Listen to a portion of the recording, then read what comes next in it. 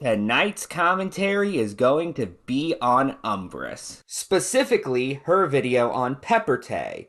Let's begin. I'm going to be skipping the first minute because all it does is give context and essentially just explains that although Umbrus is covering Pepper-Tei's video on Veritas, the point that she's covering isn't actually Pepper covering Veritas, it's Pepper addressing the critics of Veritas, specifically those who take issue with him using Katy Perry as an avatar. That's enough about Veritas. I want to highlight a lot of other people have with your avatars. Your avatars are real people. Why is that a problem to a lot of people out there? Because it doesn't change Veritas's commentaries. It's just a weird thing about them. Like, wow, they're real people. That's insane. I mean, as long as they're not using some random fucking voice changer off of some random shit from the deep web to sound like fucking Katy Perry, I could give less of a fuck. Or random people in Veritas' neighborhood, I could give less of a fuck. Okay, cool. You disagree. And you know what? Good for you. I have no issue with that. I'm not even disagreeing with the point you brought up about AI voices and shit. That is a completely valid point. My issue is how, for lack of a better word, preachy this comes off as. What about Pepper's point came across as preachy to you exactly? It sounded to me like they were just calmly explaining their thoughts on a subject. You don't go into any detail about this. Instead, you immediately jump to another point, so your audience is just left confused right off the bat. I won't deny that at the end of the day, this changes nothing about his points. Unfortunately for you, nobody said that. Speaking of things nobody said, Pepper never claimed that people were going around saying that Veritas' use of these avatars changed his points. Instead, Pepper used the much more general word, commentaries. Because it doesn't change Veritas' commentaries. Something which, I should note, you concede to in this commentary, through pointing out several ways in which people might take issue with Veritas' use of a real person as an avatar, therefore making it clear they wouldn't take issue if Veritas wasn't using a real person. Meaning you are saying the quality of the video does change when Veritas uses a real person. The only word I can think of that's appropriate to describe what you did to Pepper's point is strawmanning, or making a point weaker so it's easier to refute. Going by the videos myself, Daisy, Ephraim, and TP made on Veritas, as well as personal anecdotes I've heard from other people, the general consensus is that the usage of Katy Perry as an avatar is just really awkward and borders on impersonation. So you admit Pepper is correct to claim that people are saying that Veritas' use of Katy Perry as an avatar changes his commentaries in some way, the thing you were just trying to dispute. Also, remember Umbrus' use of the phrase general consensus, as I'm going to come back to that later. Hell, you yourself say that Veritas using Katy Perry as an avatar is weird. You know, as in unusual or strange. Hell, uncanny is a synonym for weird, and I'd say that's an even better word to describe the avatar choice. Okay, when Pepper called Veritas' avatar use weird, they meant overall, not just this specific use of Katy Perry. This can be seen by the fact that they immediately go on to discuss how people reacted similarly when Veritas used Henry Kissinger as an avatar in his Raven Pines commentary. To put it another way, Pepper meant that, as a whole, Veritas' use of real people stands out because he does it more than anybody else in the community. However, that does not mean that each individual use of a real person inherently changes the quality of the video. It would just be a fun fact, essentially. I also find you jumping on this as rather, well, weird, given the word weird is incredibly flexible and includes a variety of qualities, positive and negative and neutral, major and minor. You yourself acknowledge this to some extent when you say one synonym for the word weird out of a potential 39 according to thesaurus.com best fits your opinion on this topic.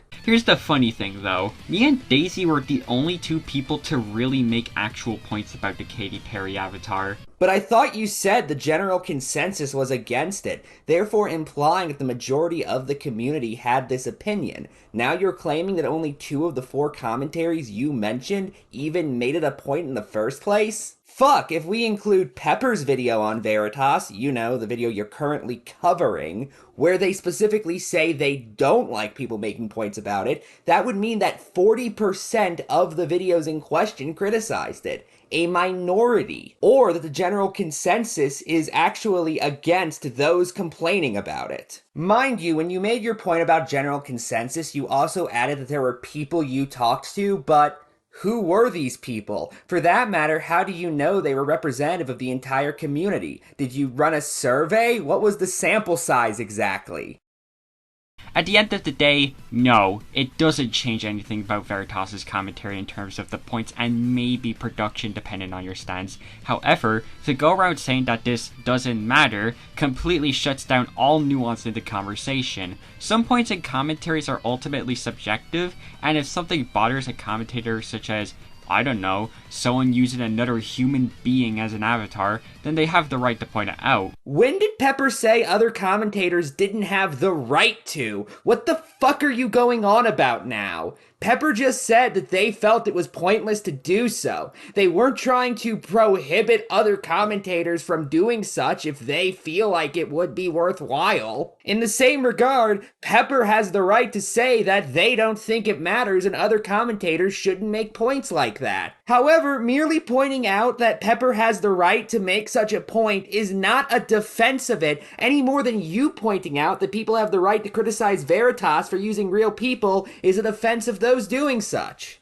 Fuck, you can do the same thing with your subjectivity point. People subjectively dislike Veritas' avatar choices? Well, okay, Pepper subjectively thinks that's a stupid thing to point out, and doesn't feel like it matters. If you're going to defend these points by acknowledging their subjectivity, why can't the same be done with Pepper's points? Which, I should note, if the same is done, the entire commentary becomes null. You are more than welcome to disagree, but if the commentator makes a convincing enough argument, then at the very least acknowledge that some people do genuinely find a problem with stuff like this. Which Pepper did! That's who they were addressing in the first place! Pepper goes on right after this to play a clip of Keyblade Master expressing the opposite opinion of Pepper's, and then Pepper comes back to explain why they disagree with it. What the fuck do you mean, acknowledge others disagree? That acknowledgement is why this point exists in the first place!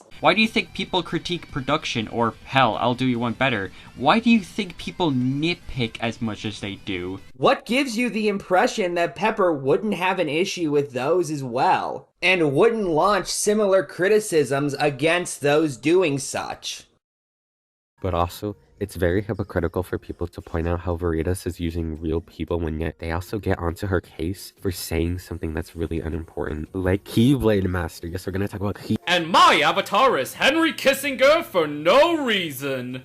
Seriously, why are you using a real person as an avatar? I know this is inconsequential at the end of the day, but there's a difference between using a live-action character and a real goddamn person. The difference is the real person isn't being played by an actor. So this is already hypocritical because you yourself don't have a reason to use Lynn from Fire Emblem. You just do. But not a lot of people have a reason to use an avatar. I don't have a reason to use all of my avatars other than they fit my voice. And also they're from a show I watched, but whatever. But that's not hypocritical though? Yes, he doesn't have a reason to use Lynn.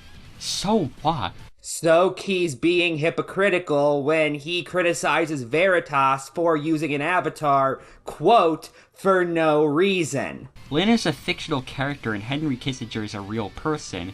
That's totally irrelevant to Pepper's point because Pepper was criticizing Key's no-reason criticism specifically and not even taking the fact that Veritas was using a real person into account. Key was more so saying that it feels like Veritas just used Kissinger for the crack and didn't really put much thought into whether or not it was a good idea. And Pepper responded by pointing out that most people treat their avatars like that anyway, so what exactly is the point of getting onto Veritas for doing it specifically because he just so happened to pick an actual person as his avatar for a single video? He even makes a similar point that I made in my video about the difference between live-action characters and real people. He even opens his point by saying it's inconsequential at the end of the day, so he is fully aware that it doesn't really matter in the grand scheme of things. Which would make Pepper correct? I seriously don't even know what you're going for at this point. Now, for the first 3 minutes, there really isn't anything to go over, except for this interesting thing I found in the Loud as Hell intro sequence.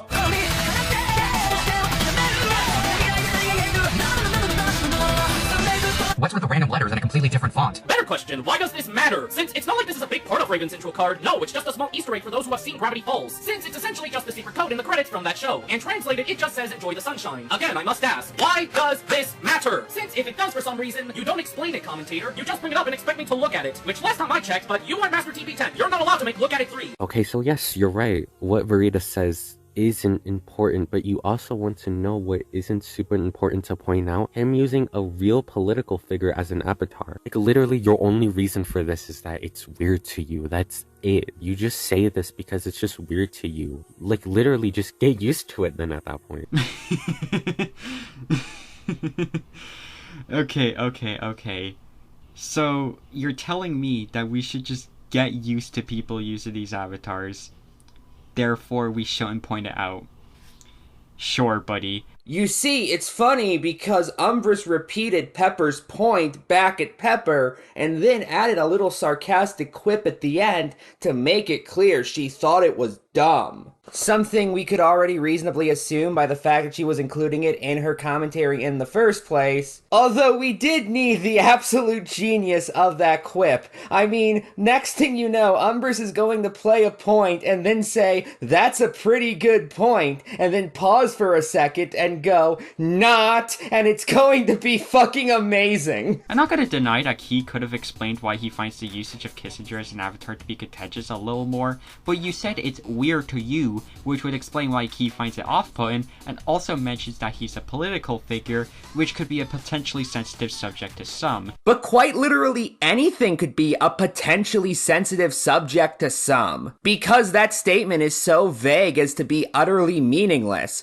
What qualifies as a potentially sensitive subject, let alone a potentially sensitive subject to only a fraction of the population? What you're saying essentially amounts to, some people might be bothered by this, but some people might be bothered by literally everything. So what's your point? Fuck, Pepper's use of demons could be considered potentially sensitive to some, specifically Christians, or at least the ones who take a more supernatural and spiritual view of the world around them, given they are likely to believe in things like demons and demonic possession, and Hell of a Boss is literally a show about demons. I've even known Christians who have said they won't be watching either Has-Been or Hell of a Boss because it takes place in hell and tries to paint a path of redemption that is counter to the one presented in Christianity. Now, I'm not opposed to depicting the demonic in media.